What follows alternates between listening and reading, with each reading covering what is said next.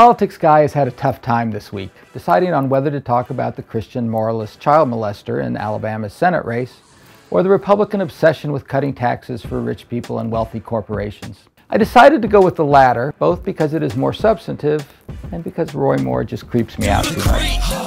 It's hard to know what else to say about him aside from the fact that it's just insane that some Alabamans would rather vote for a statutory rapist than a Democrat. That doesn't make sense. Such are the polarized times we live in, that the accounts of these multiple women are derided as fake news. You are fake news. But I digress. Back to taxes. I've always suspected why the GOP was chomping at the bit to cut taxes for rich folks, but now we have the words direct from the horse's mouth. Lindsey Graham on what happens if they don't pass these tax cuts for the rich. The financial contributions will stop. Billionaire Congressman Chris Collins said, "My donors are basically saying, get it done or don't ever call me again."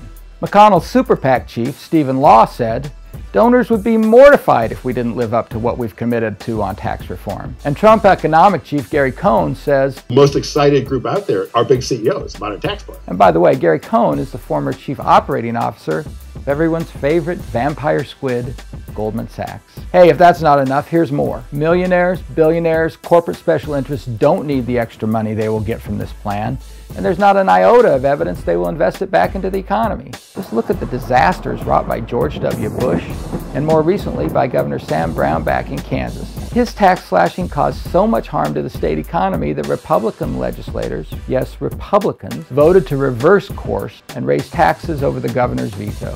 We've tried trickle-down before. It didn't work for Bush or Brownback, and it won't work now. Let's stop raiding the Treasury to give handouts to greedy donors, CEOs, and Wall Street.